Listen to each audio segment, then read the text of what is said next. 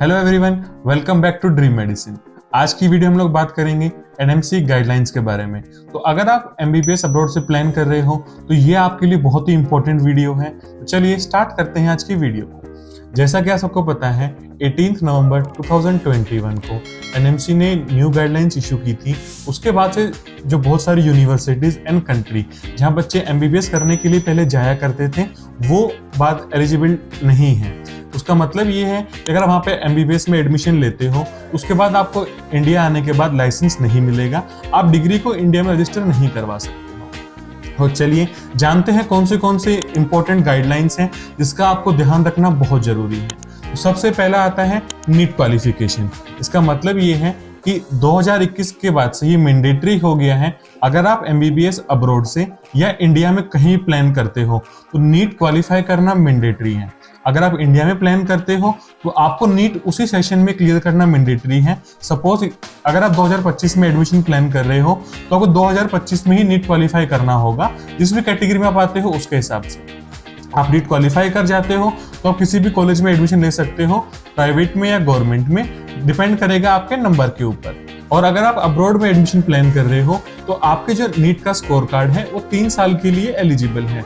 इसका मतलब ये है कि अगर आपने 2023 में नीट क्वालिफाई किया था या किया है तो आप 2023 में भी एडमिशन ले सकते थे, 2024 में भी, एंड इवन 2023 के स्कोर कार्ड पे आप 2025 के अंदर भी अब्रॉड में एडमिशन ले सकते हो। तो ये है पहला की इंपॉर्टेंट पॉइंट जो आपको ध्यान रखना है। सेकंड पॉइंट जो है वो है कोर्स ड्यूरेशन और इंटर्नशिप के बारे में।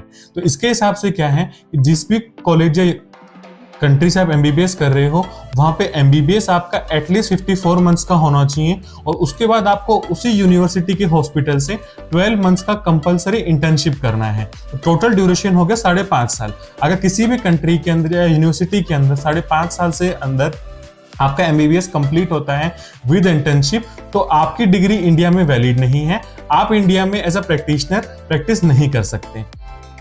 The next point is about medium of instruction. इसका मतलब ये है कि जिस भी कंट्री में आप जा रहे हो या जिस भी यूनिवर्सिटी में आप जा रहे हो वहां पे आपकी पढ़ाई का मीडियम क्या रहेगा, तो वो कंपलसरी इंग्लिश है।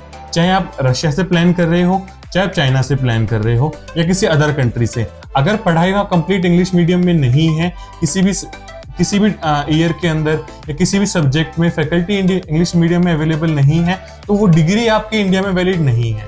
आपको पूरी पढ़ाई जो पूरा कोर्स ड्यूरेशन है वो इंग्लिश मीडियम में होना चाहिए। तो इसके लिए आपको ये बहुत इंपॉर्टेंट है कि आप पहले WDMS पे चेक कर लो कि जिस भी यूनिवर्सिटी में आप प्लान कर रहे हो वो इंग्लिश मीडियम में कोर्स आपको ऑफर करता है कि नहीं करता है।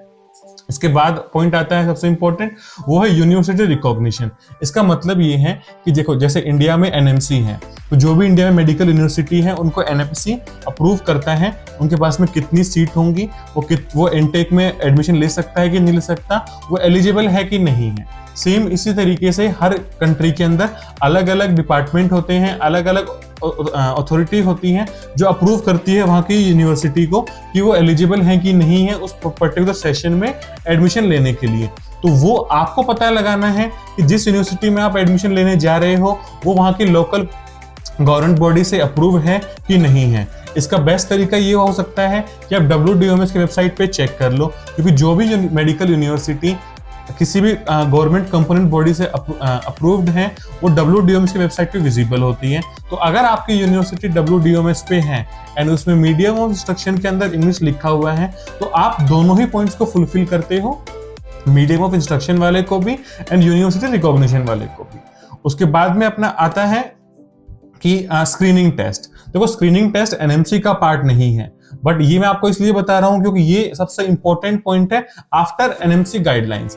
इसके अंदर क्या होता है कि बहुत सारा कंफ्यूजन है कि हम किस यूनिवर्सिटी में जाएं, किस यूनिवर्सिटी में ना जाएं, वहां से आने के बाद हमारा क्या होगा, हमें एग्जाम देना है कि नहीं देना, हम डायरेक्टली प्रैक्टिस कर सकते हैं कि नहीं कर। देखो 2021 से पहले क्या था, लेट इट बी, हम उसको छोड़ देते हैं। बट अभी के सिनेरियो के हिसाब से क्या है, आप किसी भी कंट्री किसी भी यूनिवर्सिटी से एमबीबीएस करो जो इंडिया के बाहर है, मतलब जिसको कोई अलग गवर्नमेंट ऑपरेट करती है या अलग गवर्नमेंट से वो अप्रूव्ड है, उस केस में आपको इंडिया आने के बाद नेक्स्ट या एफएमजी आपको एग्जाम देना मैंडेटरी है।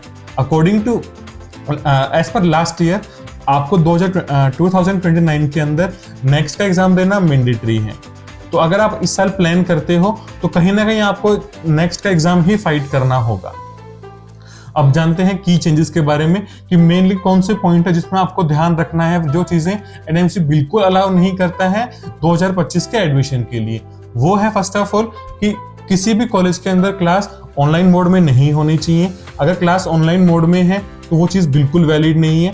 आपका पूरा कोर्स ड्यूरेशन टोटली ऑफलाइन होना चाहिए। Secondly, transfer of credits. इसका मतलब ये है कि पहले क्या था, आपने किसी यूनिवर्सिटी में एडमिशन लिया, किसी भी सर्कमस्टांस में आपने ट्रांसफर ले लिया, वो अब बिल्कुल भी अलाउ नहीं है। तो जिस भी यूनिवर्सिटी में आप एडमिशन लोगे, आपको पूरा का पूरा एमबीबीएस इंक्लूडिंग इंटर्नशिप वहीं से फिनिश करना मैंडेटरी है।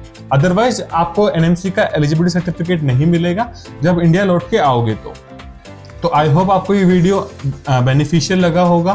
तो इस वीडियो को आप अपने फ्रेंड सर्कल में, जो भी आपके नॉन दोस्त हैं या फिर कोई फैमिली मेंबर है जो नीट की प्रिपरेशन कर रहा है, उसको वीडियो भेजना ना भूलें। अगर आपको कोई भी डाउट है, कोई भी क्वेरी है एनएमसी गाइडलाइंस को लेके, तो आप हमारे दिए गए नंबर पे कभी भी रीच आउट कर सकते हैं। We will be very happy to help you out. तो चलिए मिलते हैं अगले वीडियो में किसी और इम्पोर्टेंट टॉपिक।